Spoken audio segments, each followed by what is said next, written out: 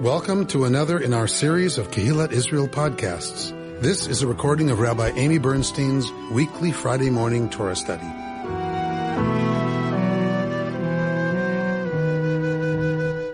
We are at this extraordinary moment in our history. It remains the great busha, the great stain, the great humiliation, the great disappointment of our history. And things are described in terms of this moment whenever it is that this people loses faith. This is the paradigmatic moment of divine human in our history. The great moment of rupture. And so for the rabbis, this remains like one of the darkest moments in Israelite history and in Jewish history, in terms of what we do, right? This is, one of those moments, the great moment of betrayal. I happen to think this story is really one of our greatest in terms of accessing this mythology to talk about what happens all the time. Like, I really think this is one of the great stories for us, that really talks about the ways that we are human, the ways we are limited, and what happens for us, lots of times. And we'll get into that. So I love this story. I love this story because I think it happens all the time. And it's a great reminder, about how we can do things differently. I think it is a call to do things differently because it's a real description of the danger of when we behave right in ways that are just kind of instinctive and just out of our limited human capacities. So let's remember where we are because we didn't read the beginning of Ki Tisa. So Moshe has gone up to the mountain. Why did Moshe go up to the mountain to receive Torah? He had a better view up there. God said to the people they couldn't approach the mountain. So they couldn't approach the mountain, but God was ready to talk to them and give them the whole business. Pam, why didn't that happen? Because they could not deal with it. They heard, as far as the rabbis say, they heard only the first aleph, the first silent opening of Revelation, and they flipped out. They couldn't handle it. They were flattened, according to the language of the Midrash. And so they say to Moshe, you go talk to God. We can't handle it. We're not interested. This is too much. So God was ready to directly share with the people the gift of Torah, the gift of how to live in right relationship to each other and the divine. And they couldn't handle it. And they send Moshe. So we're going to look at Aviva Zorenberg because she has an amazing read of this episode. But I want to plant the seeds of where she goes. They're dependent on Moshe. They depend on Moshe. They can't deal with God themselves. And so they depend on Moshe to go, translate, right, to receive this gift for them. And then he'll give it to them. He's an intermediary. He's their intermediary because they want one. They want one. All right. It's not that they're not interested, it's that they are too afraid to do it themselves. They're still interested enough to send Moshe. Yes, they are interested. They are not interested in learning or receiving directly from the divine. They're like, nope, we can't do that. Is it that, or they're afraid of getting zapped? So all we're told is that their response to to being in any way exposed to divine revelation is that they are flipping out. Now, why? Because they think it's going to zap them? Because we are not told. Torah does not tell us. So we can certainly imagine what might be happening. I would say that they're overwhelmed. They're not prepared for the experience of the divine. It's too far a leap from where they've been recently to to that kind of responsibility of presence. They don't have it in their experience at all, that they have a power to relate to anything other than someone who's an overlord to them. Correct. So, And a human overlord. human. So exposure to the divine overlord seems to be overwhelming. Because, their association with power is not terrific. Okay? Which is the human condition, right? We all have been in situations where we've been harmed by powerful forces in our lives. Yes? All right. So Moshe's up there. What does Moshe tell them? I'll be back soon. I'll be back soon. Right? I'll be back soon. Don't worry about it.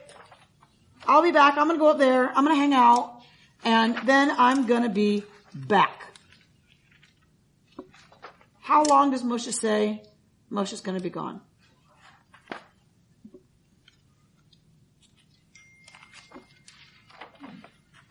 Is this an open book test?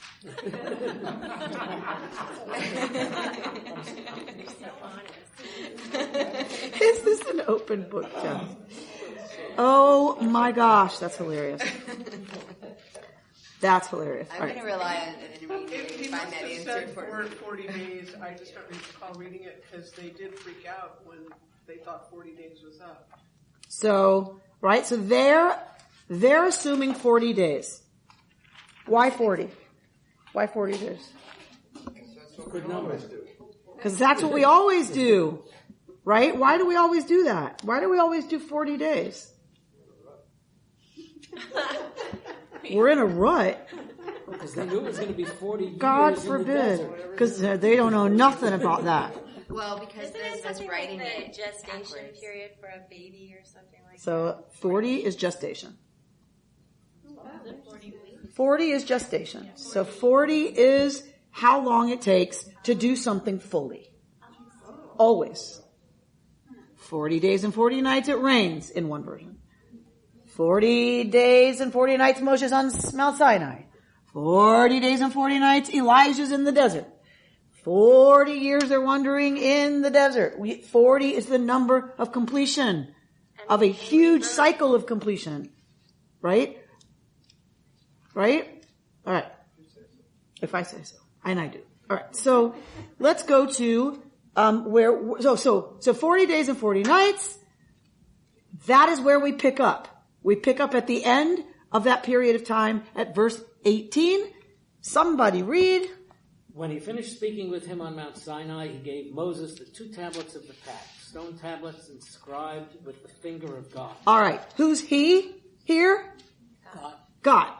When God finished speaking with him, meaning Moshe, on Mount Sinai, we're at verse 18, God gave Moses the 2 tablets of the pact.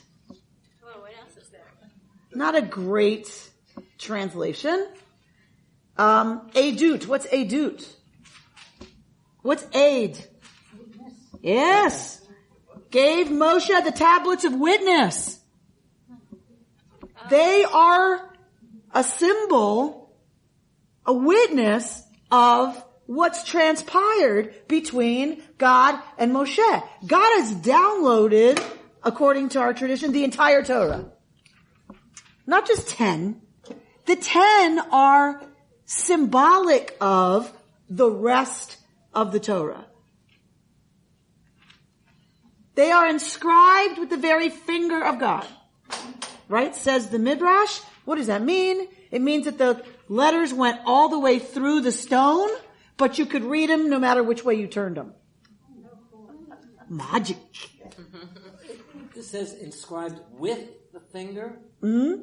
I would think it would be by the finger. In Hebrew, it's b. So it's the prefix b in. By, with. Oh, it does, You have to pick it does in have a English. sense of by. Does that have anything to do do with the reason why we use Yod? No. But now it can. It's because we can't touch the... That I knew, but I also wasn't sure about the symbolism. Well, who am I to say no? So, sure.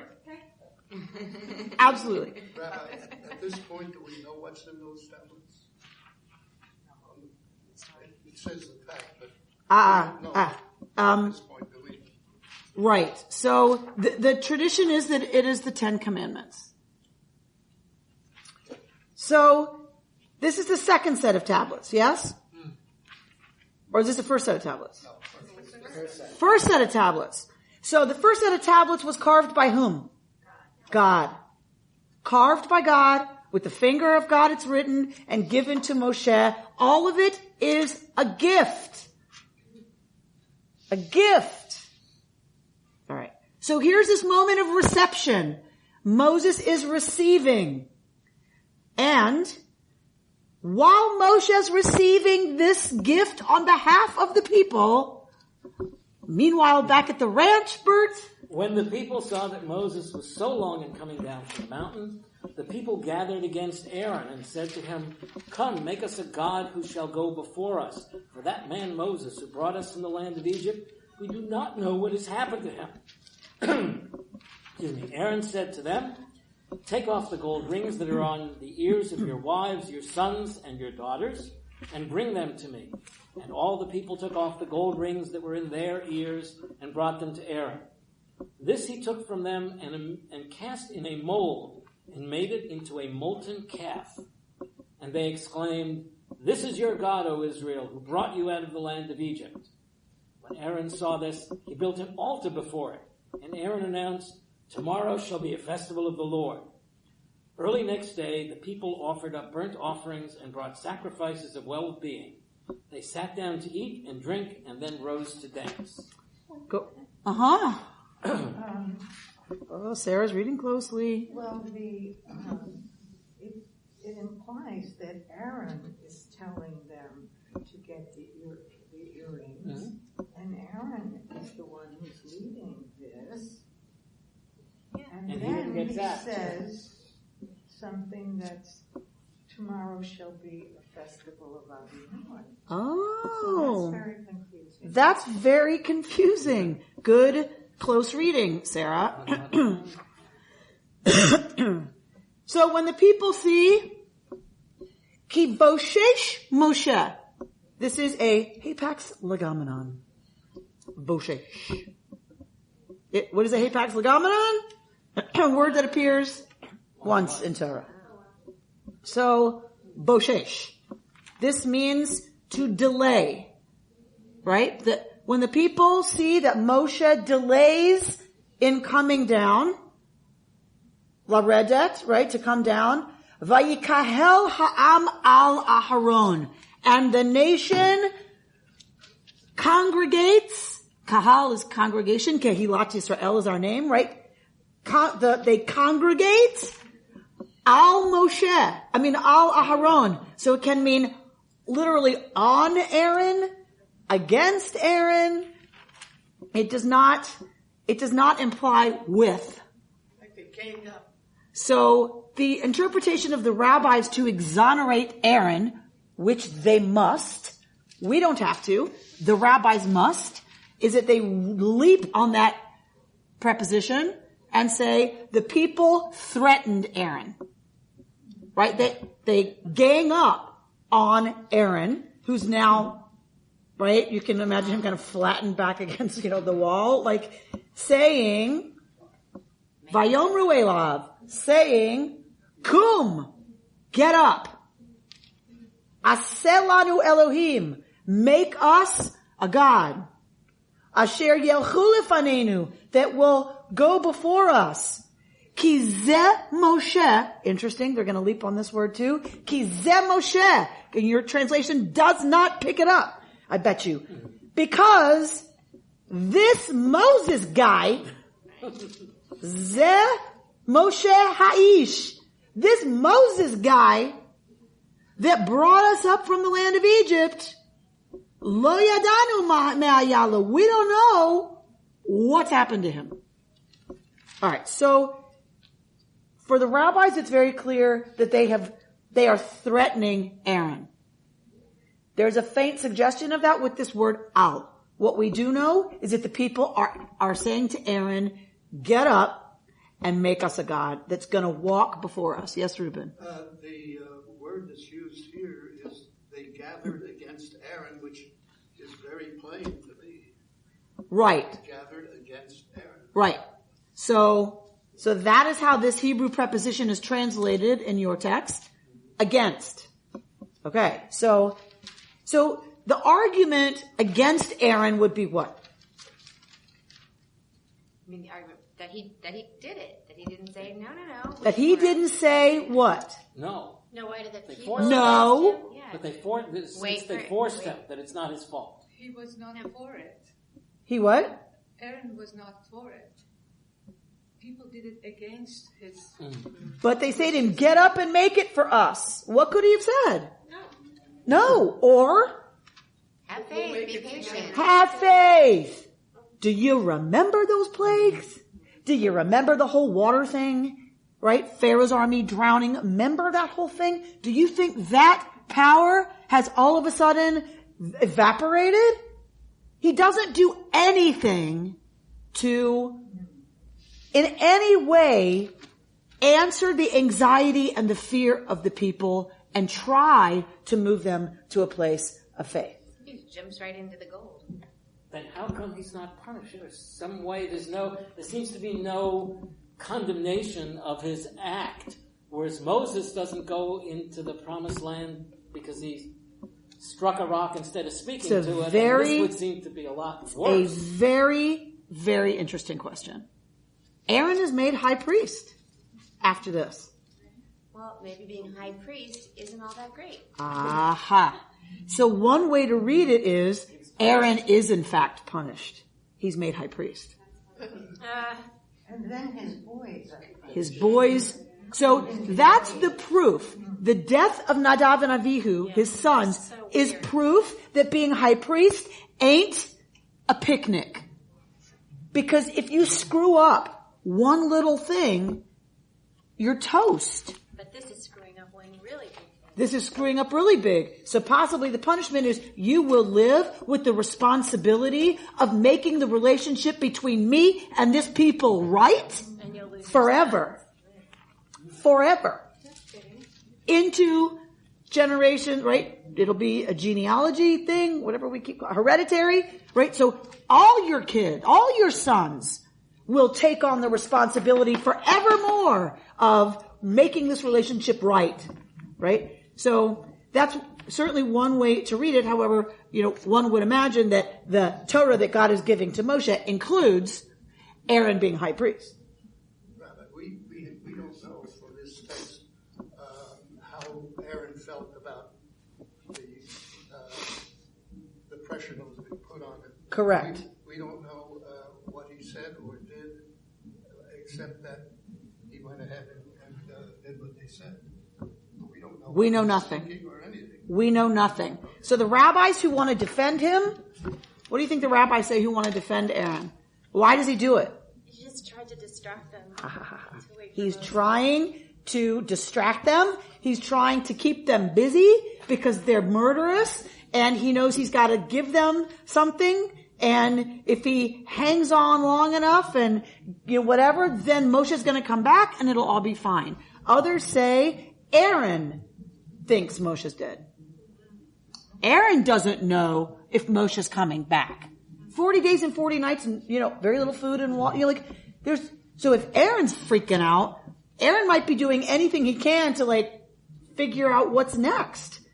Maybe if Moshe doesn't come back, maybe the worship of Yud-Hey Vav-Hey is going to be this new way, because that's the only way these people are going to access it.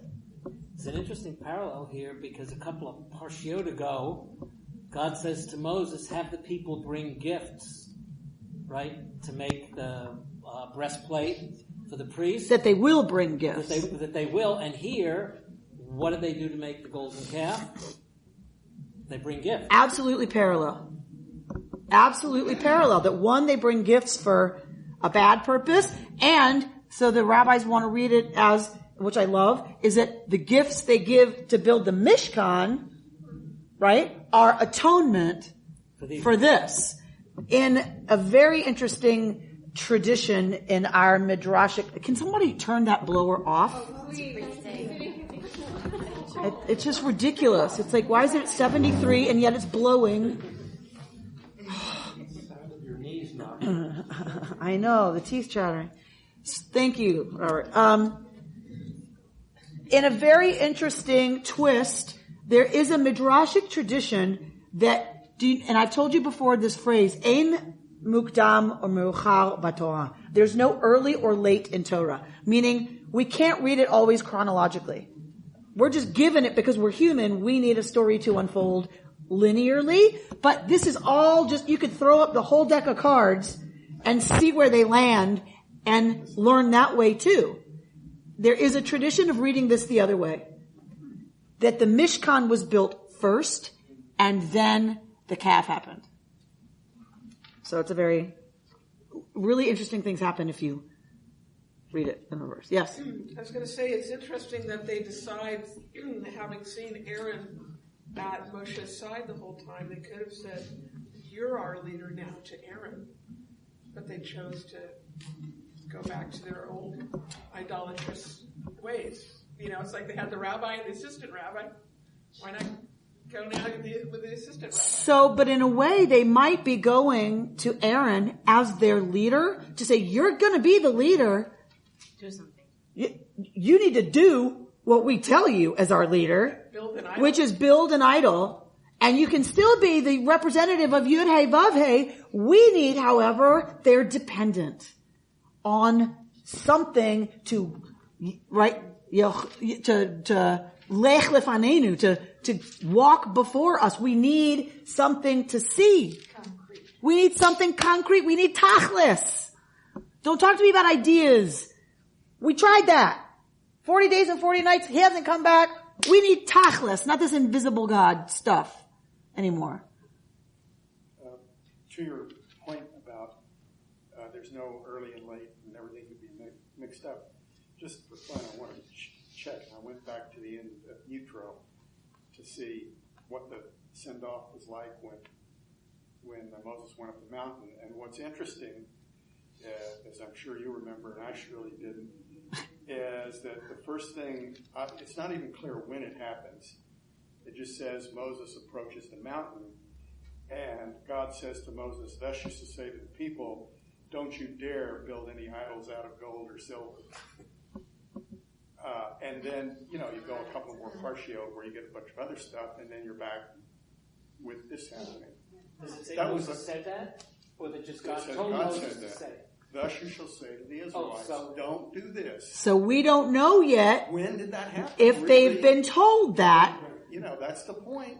But God certainly knows that one of the big dangers is, right? Your toddler doesn't have to do certain things before you say, don't touch that, right? Because they're gonna touch it, right? It's just too tempting. It's just how they're designed. They're gonna reach for it. They don't have to ever have touched a hot stove for you to know that thing lights up and they're gonna reach for it, right? So it seems God knows that they're just, we are designed to build idols. That's how we're put together. So, and we're gonna talk about it, believe me. Call them Yud Hey Vav Hey. So, to Sarah's point that Laura is echoing. So, Aaron says, take off the gold, right? Take off your rings and your wives' earrings and all the gold off your children and bring it to me. And they took off the gold rings and they brought it to Aaron. This he took from them. He cast it in a mold. We don't know what this Hebrew means. This does not seem to be a technique that you do with gold exactly. If you're going to, make something big, gold is very soft. It would take so much gold to make a solid calf. So this is probably a wooden calf with gold, right, laid over it. And then it's carved with a tool, what do you call that? When you etching, with the tool to do the detail work. But whatever. So he made it into a molten calf, right? So we don't know how long that takes. We don't know anything about that process. What do we know when Aaron says later to Moshe what happened? What does Aaron claim later happened? Well, I read ahead. So you read ahead. It says I just threw the stuff in there and out came this calf. I threw the gold in the fire and out popped this calf. I don't know where all those beer cans came from. Right? Eliana, how did this get broken? I don't know. I came into the living room and it was on the table and it broke. Right? Really? Right, so. It's also interesting where the gold came from. So the gold came from Egypt, didn't it? The Egyptians. Came from Egypt. It was the nice gifts they gave their slaves. Mm-hmm. And by the way, here's all our gold. The gold is a somewhat dubious book. Was it stolen? Was it whatever? So, no good will come of something that was taken that way. Lovely. Lovely. Good does come from it. So a gift taken from duress. Let us be very, very careful how we use such a acquisition. The Mishkan is made from those very same materials, so good does come from it. So good can come from it, and our first instinct, right, is not a good one.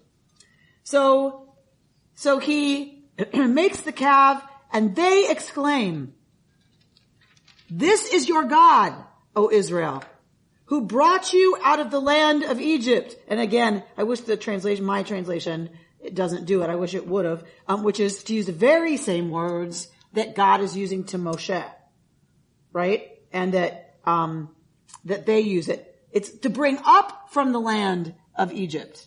That this is your God, O Israel, who brought you up out of the land of Egypt.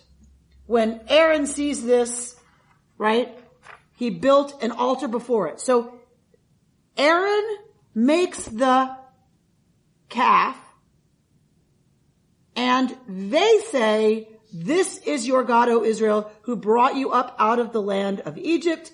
Aaron sees this and builds an altar and says, "Tomorrow shall be a festival to Chag, festival, Yud-Heh Vav-Heh, to Yud-Heh Vav-Heh." They got up early in the morning, right? Always when you're rushing and eager to do something in Torah, you do it, you get up early in the morning. Abraham is asked to take his son to the mountaintop. He wakes up early in the morning to do it. Okay, so they get up early, they offer up burnt offerings, they bring sacrifices of greeting, and they sit down to eat and drink, right? That's what you do when you have a Chag. Even in the temple, that's what you do. You bring stuff, you sacrifice, you eat, and then you make merry. So they are going to get up to litzachek. What does litzachek mean? That is dance. Oh, does it? That's the translation. Yeah, it is. Because what's litzachek literally mean? It says laughing. Like make merry? Litzachek literally means to play. To play. So where do we see this word in Genesis? Some people are litzacheking. Mitzacheking. Who mitzacheks in Genesis? Only a couple people there.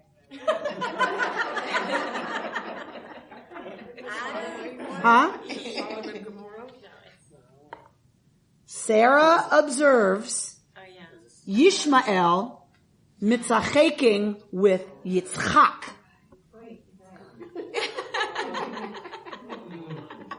And do you remember we weren't so clear? We lifted up that we don't know what that means. Making fun of, teasing. Could mean something else, because who else does this business? How does the king know that Rebekah is not, in fact, Isaac's sister? He sees them mitzacheking on the roof. So it must be a playful kind of activity that brothers and sisters do not generally engage in with one another. So it's not likely making fun, because they do that as sport. Bullying, okay, they do that.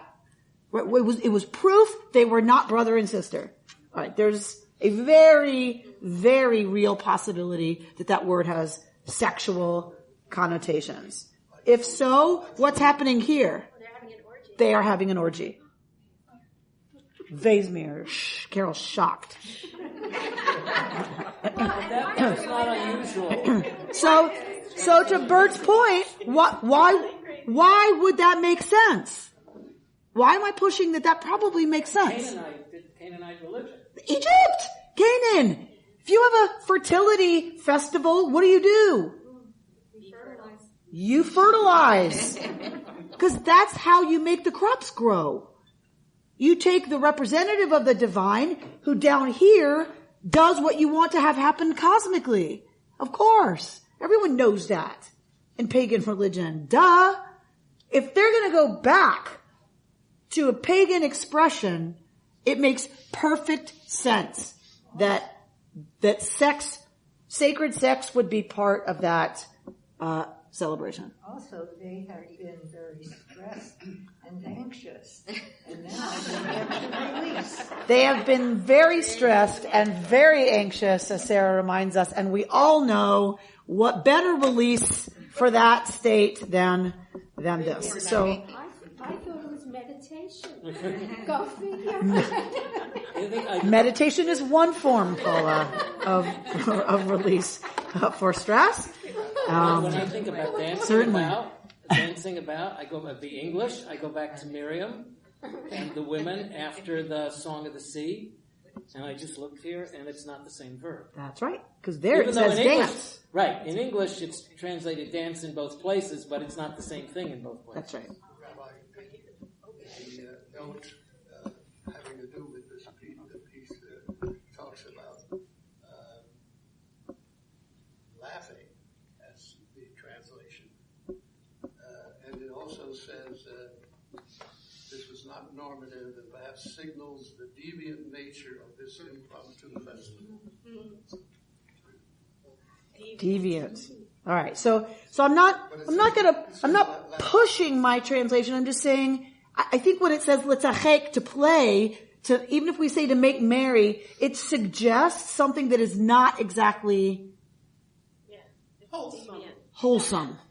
Thank you, Pam. Not exactly kosher. Aren't they basically doing Egyptian and Canaanite worship, but calling it Yud He Vav He? So this becomes, for me, the compelling question. What have they done wrong exactly? People want to say they've apostatized. I disagree. People want to say they are worshiping something other than Yud He Vav He.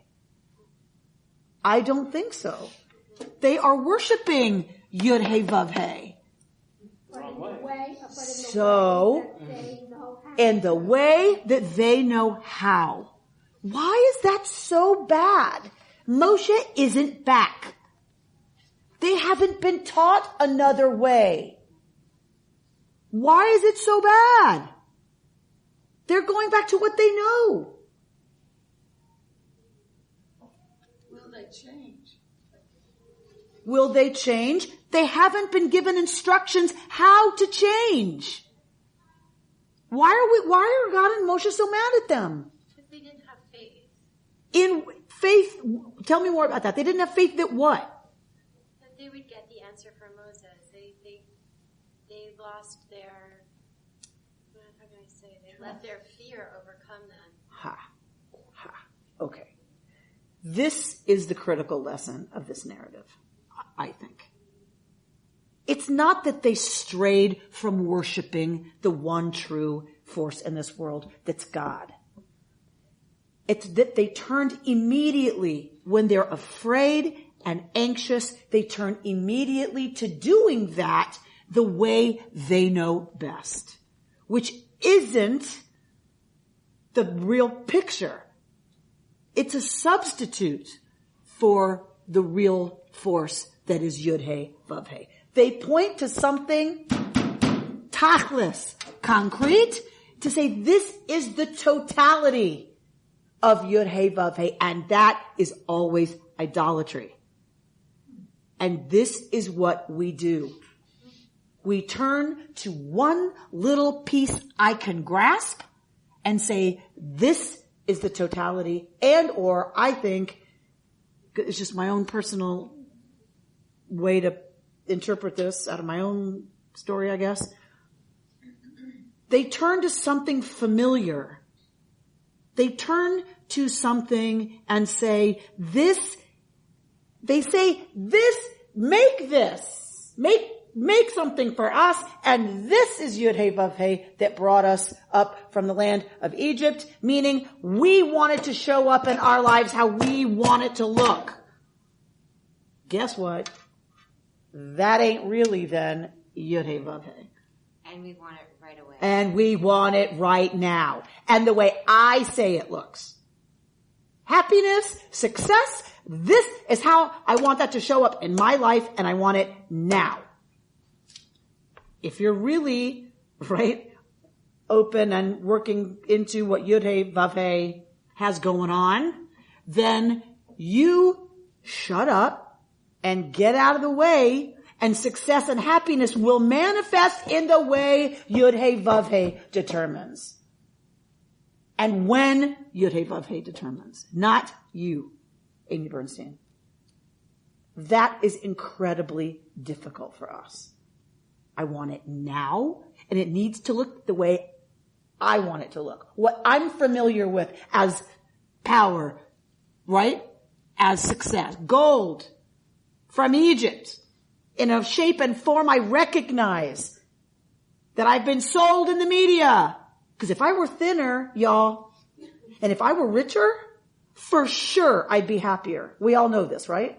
If I were thinner, whiter, younger, and richer, of course I would be happy, right? No. But this is what we do all day long without even being aware of it, right? If we had a gold cow thing and an altar, we're good. Nah. You think that having had the experience of seeing the plagues, and seeing the sea part, and actually, for even a brief moment, hearing yourself, the voice of God, or whatever they experienced, they had a whole bunch of evidence that we don't have in our lives. Oh, really? Really? Really? So I've never had an experience of shutting up and getting out of the way and having success and happiness manifest? Of course I have. No, but we haven't seen, the plagues happen. We haven't seen the sea part. We haven't heard the voice of God. Now you could do it metaphorically, but they actually I don't buy it. I don't buy it. I believe we see it all the time. Okay. We see the divine truly at work in our lives all the time. And it takes us 5 minutes to forget. I'm saying basically the same thing, because I was going to then add that they actually have this incredible, powerful experience, and they right away turn. So for us, it's very and maybe it's built into human beings. We lose faith very fast. We forget really quickly, right? We've seen it manifest in our lives that when we get out of the way and allow, we wind up successful and happy. But but what happens? What happens out of our human experience is something happens that triggers our fear, our anxiety, our brokenness, our loneliness, our suffering. Fill in the blank. And that seems to be instant amnesia.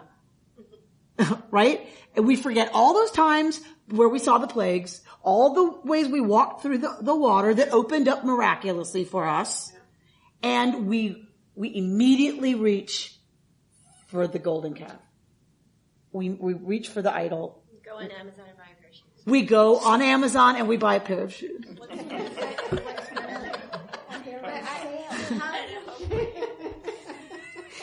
This is reminding me of something that a friend of mine was describing, that she and her husband had these very different life views. He had a goal that he really always wanted to work towards, and when he hadn't achieved that, he felt lost because this was the goal and here he was.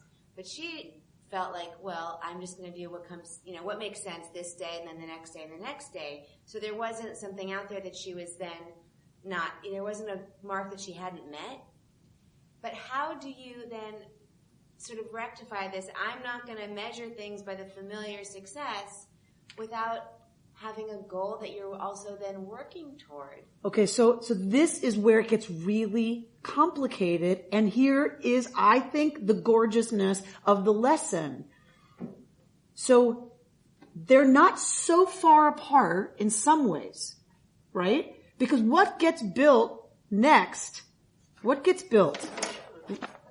A box made out of wood, covered in gold on the outside and the inside, that is truly representative of worshiping Yud-Heh-Vav-Heh. So they're not so far apart.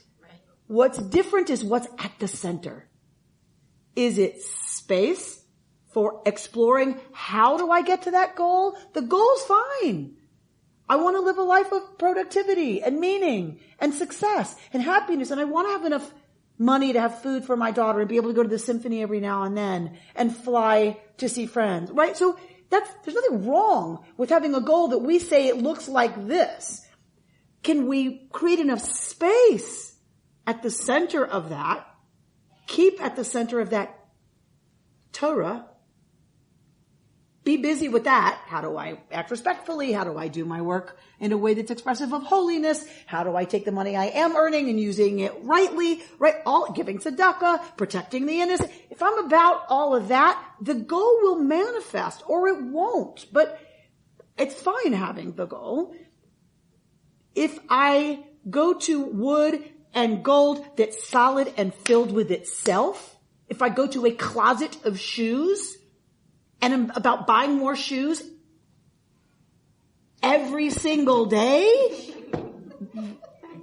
it's filled with itself. Like, I'm going to get more of the stuff that means success. I'm going to get more of the experience of purchasing or buying or eating good food, because that means I'm success, right? When I cram it full of itself, it's idolatry. And it's never enough. And it's never enough. Because it's connected to ego at that point instead of... And control, right? It's got to show up the way I say, or the media say, right? So, but this is what happens when we live in a small ego, obviously. And so these people wanted Moshe to go because they were not ready spiritually, they were not open. They didn't see themselves as partly holy. Correct. And as we know, because we've read ahead, years and years and years we've been reading ahead, they never do. This generation is too broken. It can't. They die in the desert. God learns along the way that they can't. They won't be able to. Their children go in. Our children go places, if we're lucky, that we can't. Right? You know, people say to me, your daughter is your clone. And I say, thank you. She's me without the damage. That's my greatest hope, right? Is that I can parent her. She'll have her own damage for me. I get it. Like, I'm not delusional. But I hope, right, the damage that she carries is significantly less than the damage I carry. Because my true hope is that she'll make it in. She'll go in to the promised land, and I'll be looking from the mountain over the border going, yay. In our culture, I couldn't get over all this jewelry talk. In college, women would come in and show their ring. That was their highest point. They had this ring. And what did that mean, Blanche? If that ring were really, really big, what did that mean? Oh, they were the elite. They made it. They made it. That's success. That's happiness. The bigger that rock, the more successful, the happier I am, because I've made it. And if that ring is really, really tiny. I was lucky that I had a father who wanted me to have the college degree. And that was my ring. That your father said, right, let your diamond be an education, a college education. That's beautiful. That's beautiful. And so you went to college instead of having the husband be the mark of success, and you got Reuben. Honey, you hit the jackpot. You got them both. I got them 20 years later. All right, so let's look. We're talking about trust a lot. Trust in some things that are not immediately visible and that really run through our lives in very constructive ways. So rather than concrete, big stuff or little stuff. Great. So let's look at Aviva Zorenberg, one of my favorite teachers, from her book, The Particulars of Rapture, which is her book on Exodus. So I'm at page 400 and 401. I don't want to read too much because we don't have a lot of time, I know, but please read it at home. It's sublimely insightful as always. But she looks at this word boshesh, that he delays, right? And she says the people are completely focused on time. Moshe is suspended out of time on the mountaintop receiving truth from the divine. He is completely removed from the realm of time, right? In this intimate moment with God. And the people are counting, right? And so she points to this midrash. Go down to a midrash by Rashi, the bottom paragraph on page 400. Moses was delayed, an expression of lateness. When Moshe ascended the mountain, he told them, in 40 days' time, I will be back in the first 6 hours of the day. Rashi's playing on boshesh. Take out the vowels and rearrange them. And how can you make boshesh mean something about by the first 6 hours of the day? I'll be back bashesh. By 6. In 6. I'll be back in 6. In 40 days, in 6. Meaning in the first 6 hours of the day. But the people started counting, right? During the day and not that night. So he's late. He didn't make it in the first 6 hours of the day because they started counting at the wrong time. So they've counted 40 days, first 6 hours, and he's not back. Beautiful, fun, amazing, tongue-in-cheek, I think in some ways, reading by Rashi. This thing about I'll be back at that time, is that in the Torah? Or No, he says I'll be back in 40 days. They say boshesh. He's late. But Rashi says, because he said bashesh. I'll be back in the first 6, right? So Rashi's playing with this, beautifully playing with this word. In other words, the rabbis are trying to account for why the people think he's late. Why do they think he's delayed? They have to have miscounted. So all the rabbis try to figure out where they went wrong. This is Rashi's interpretation, but she pulls it up for a reason, right? Blah, blah, blah, blah, blah, blah, blah. She brings this tradition that Satan comes and throws the world into chaos. He shows them an image of darkness and deep fog and chaos, as if to say, surely Moses is dead, and that's why chaos has come to the world. So Rashi and other rabbis want to come to the rescue of the people. They seem to be going light on the people, right? They want to excuse these people. And our ancestors, right? Our people, our ancestors, right? So Satan comes and does smoke and mirrors, saying, ooh, look, the world's come undone. Must mean Moshe's dead. And there's another one where it says, this Moshe guy. It should say that Moshe. It doesn't. It says this Moshe. One midrash says Satan created an illusion of Moshe on a funeral pyre, whatever it's called, pyre. And so that's why they say this Moshe is dead. He's not coming back. That's why he says this, because they're looking at him. But they're looking at a delusion, an image that Satan has created. Mapitom, Bertz. Of course Satan is part of our tradition. What is Satan not? The devil. Correct. Satan is the prosecutor. Satan is always looking to mess up the Jewish people. Right? Satan doesn't want the Jewish people to be in relationship with the divine and to be happy. God forbid. So Satan's always trying to throw things, right, in Israel's path to mess us up. So that then Satan can say, see, they're unworthy.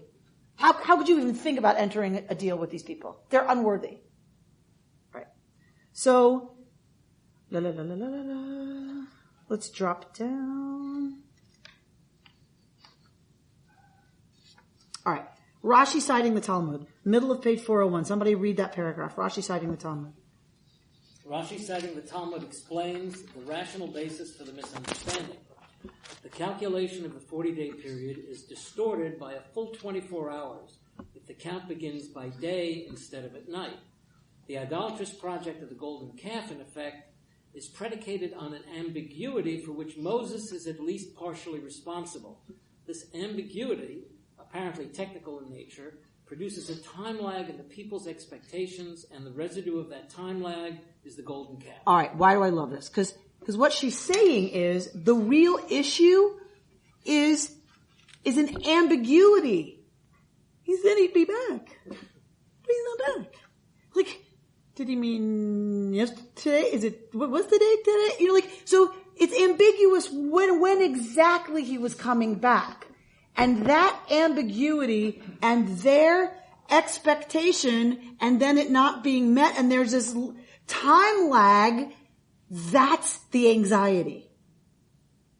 That's the anxiety. Longing for Moshe who hasn't come back. Hang on to that.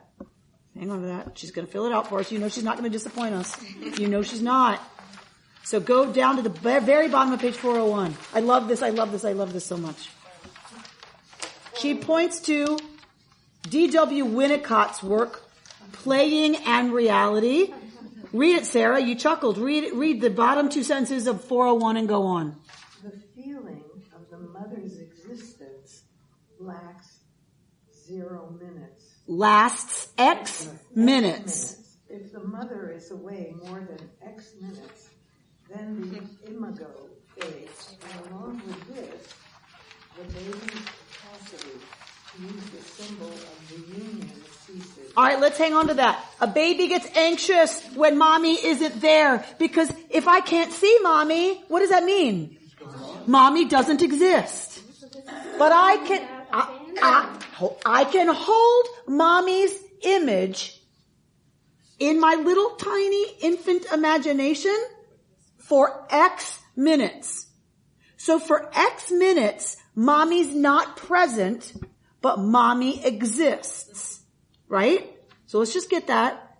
Mommy isn't here, but I can hold her image for X minutes, so she still exists. We're gonna go there, Paula. So, right? The baby is distressed. So I know it's not mommy, and so I'm stressed. But I trust mommy still exists because I have her in my imagination and I have a symbol of union with her. My lovey, her smell. I don't, whatever it is that the baby has in its imagination that has mommy represented somehow, I'm distressed. But it's okay.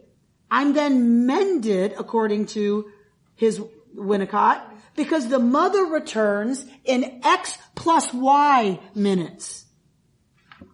Right? In X plus Y minutes, the baby has not become altered.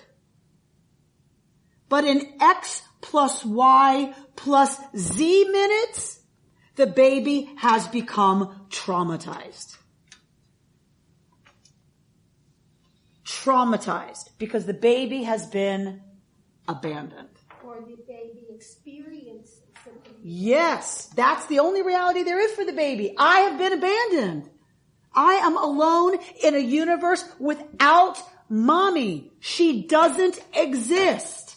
And the baby doesn't have the words to talk about this. Doesn't have I believe we never get over this moment and we never have the words. It is an ineffable experience of trauma when we are left for X plus Y plus Z minutes. We existentially come apart. We have been abandoned. That is our real lived experience and we are traumatized. We must assume that the vast majority of babies never experience the X plus Y plus Z quantity of deprivation, or we'd all be crazy. Or we'd all have attachment disorder. Most of us don't have attachment disorder. We might have an insecure attachment, we might have, right, but an anxious attachment, but we attach. Most of us. This means that the majority of children do not carry around with them for life the knowledge from experience of having been mad. Madness here simply means a breakup of whatever may exist at the time of a personal continuity of existence. So most of us do not know that level in infancy. I believe she's bringing Winnicott to say, but we all go through really coming close. We come really close. And the minute we're at X plus Y, right, we start to get really anxious. And it's about a longing for connection. A longing to belong, a longing to be in relationship, a desire towards the love object, whatever it is, that isn't returned right now. And we get so panicked that we come apart a little bit, right? And she's saying, Aviva Zornberg now, madness is, I suggest, the condition of the people experiencing X plus Y plus Z quantity of Moshe deprivation. I put Moshe in, she didn't. Some essential root of continuity with the personal beginning has for them been snapped. That this is a question of time, of lateness, is only apparently a trivial circumstance. For time is of the essence in questions of attachment and separation, trust and trauma. I can be single for a certain amount of time. But if I reach X plus Y plus Z, do I believe the universe is a loving place? Apparently not. Apparently not. Do I have hope that truly I'm lovable? No. I don't believe I'm lovable because frankly underneath everything is I don't really believe I'm lovable. Right? That's really the set point in some ways for all of us. I'm lovable if I'm good. I'm lovable if I'm smart. I'm lovable if I'm doing what I'm supposed to. If I'm behaving, if you're a girl, for sure. So, there's an experience of X plus Y plus Z that leads me to I am not lovable. And that anxiety is a state of what Winnicott is calling madness, that Aviva Zornberg says leads us to reach for the calf. We want to be mirrored, and whether it's not to show us that we want to be seen. Face to face is what's happening for Moshe on the mountain right now. Because they said we can't handle it. He's face to face with the divine. While they flip out down here saying, where's Moshe? There's no one to see us. Right? After rejecting the intensity of being seen. It is profoundly beautiful and heartrending the way this narrative, I think, truly does represent so much of our experience, of our lives, of our existential situation. Yeah? So they're dependent on Moshe, right, in a way that she calls a fetish. Right? He's fetishized by them. So drop down. To see the genesis of the golden calf, of fetishisms and idolatries in a projection of divine power onto the image of Moses is to remember the people's plea in the very heart of Revelation, you speak with us and we will listen. But let not God speak with us lest we die. Later, no.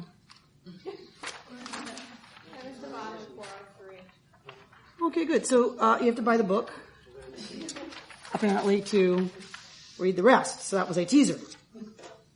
So anyway, so go back up to the middle paragraph. God tells Moses, the people's corruption consists in their projecting all power onto you, Moshe. This people you brought up from Egypt.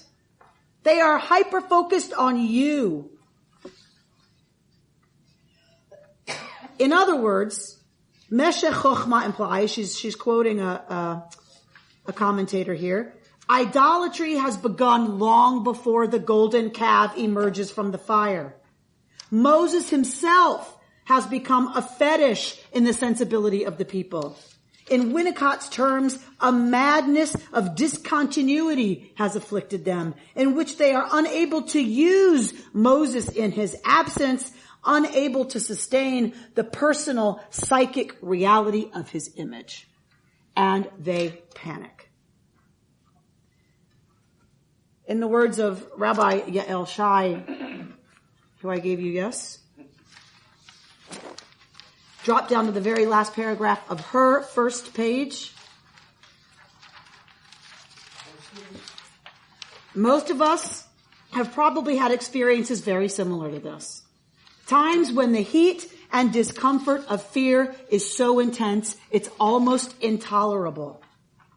I know in my life there have been times when the intensity of anxiety, of not knowing what the future holds, and of feeling afraid and alone have led me to reach out not just for external and familiar quick fixes like television or substances, but also for tired and well-worn storylines about whatever it is I'm anxious about in a desperate attempt to gain control. Things like, this will never work out. Don't get your hopes up. I know this thing I'm trying will fail. I'm this type of person, so this will turn out this way, etc., etc., etc. We know these? How long would it take you to come up with 3 or 4 of your own? Who do you think you are?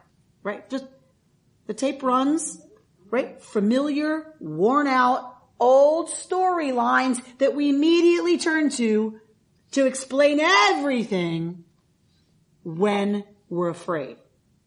Because it's not here yet. What I'm wanting is not here now. And it has to look the way I want it to. Right? And that it's still out there somewhere is so terrifying and we're so lonely. Underneath the fear, she says, of course, is vulnerability. It's always about vulnerability. What do we do? Because it's really, she says, drop down to the fire of desire. The terror of not knowing is something else also. A great desire. The people's hearts are on fire with desire for connection and to not be alone. They are aflame with the desire to feel loved and cared for. The flip side of all anxiety is actually desire. That's intense. The flip side of all anxiety is actually desire. We are afraid of not getting something we want because we want it so badly. It is a directly proportional relationship. The worse we want it, the worse the pain, the anxiety of being afraid we're never going to get it.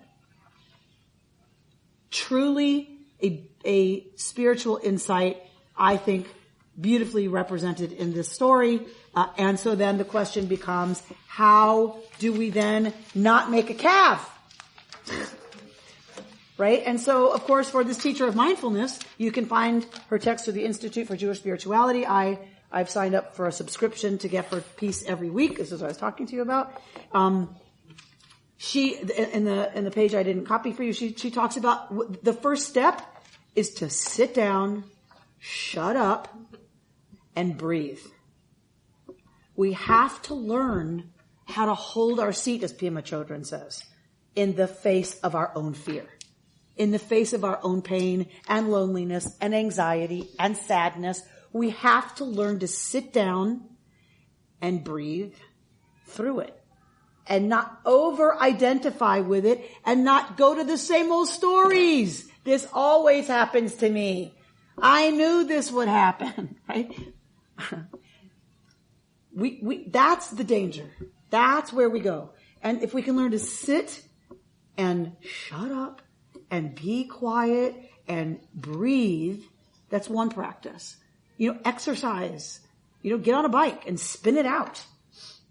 Go for a walk. Go for a hike. Go to the beach. Take a walk. All of it is about not running from all of that and turning to a familiar pacifier, because it doesn't work. It pacifies me in the moment so I don't panic, right? Because I'm afraid of my own panic, aren't I? I'm afraid I'm not strong enough to survive my own fear and my own existential angst. That's our real fear, is I won't survive it. I'm not strong enough to survive my own grief. I thought my father's death would kill me. I really did. There were moments I thought this will kill me because I cannot hold this kind of sadness and rupture. I can't. I'm not able. I just am not able. And the teaching is, yes, you are, because you are not in fact alone. We must cultivate trust and faith. And we must turn to those things that affirm that we are not alone. We come to synagogue. We call a best friend. We call a trusted mentor. We call a kid we really like. We borrow someone's dog. Right? And we cultivate experiences of, oh yeah, I am in fact loved. Oh yeah. And sometimes how do I do that best? By giving love. Taking care of somebody. Taking care of something that gets me out of my own victim, crazy stuff to say, I'm lovable because I'm able to love. And we cultivate a sense of, I am strong enough to hold my own panic. I am able to survive my own fear and my own anxiety. And the more we cultivate that, the less reactive we get, right? The more we start to know, right? The minute I snap at my partner, I know something's wrong with me, right? But it took being in a relationship with someone who's always good to me, who's always kind to me, who never says a cross word, never raises her voice. I grew up in a screaming household. Plates flew, and there was a lot of yelling. So I was used to that. She never raises her voice. She never has a crossword. Ever. So what has that taught me? Right? I'm not going to get yelled at. I'm not going to get punished. I'm not going to get disappeared. Right? All the things I'm afraid of, all the things that happened, all the things that I'm traumatized, right? All those things, that's not going to happen. When we build truly the trust and capacity to understand that's not gonna happen, but I've gone there already, then I have the capacity when I snark and snap to go, aha, something's wrong with me. She hasn't done anything wrong. She never does anything wrong. Ever. If I snap and get snarky, something's wrong with me. So I'm able now to identify, oops, that must be panic. That must be fear. That must be exhaustion. That must be stress. Right? So what are we able to do? Then we're able to go, okay, if we're working on our stuff, we're able to go, I'm gonna breathe, and I'm gonna try really hard to have enough courage to look at what might be going on. Because it's unlikely to be pretty. It is unlikely to be this blue of this shirt, right? It is unlikely to be something I'm going to want to see.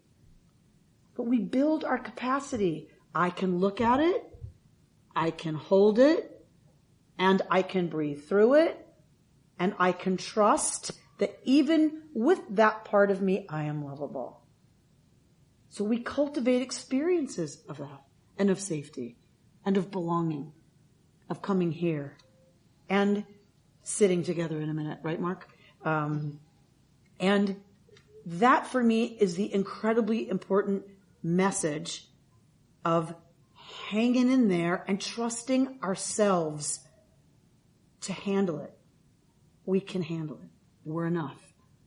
And the more we do that, the more we engage in good, healthy practices, the better able we are to notice when it's starting, and we don't have to go through worshiping the calf and all the mishigas that comes with that later, right? It's not pretty what happens after that either, right? Because after you eat the pint of ice cream, do you feel good?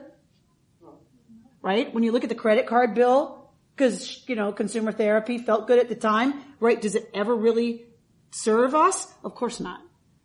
So then how do we, right? So when we can cultivate, when we notice that stuff, we don't have to go shopping.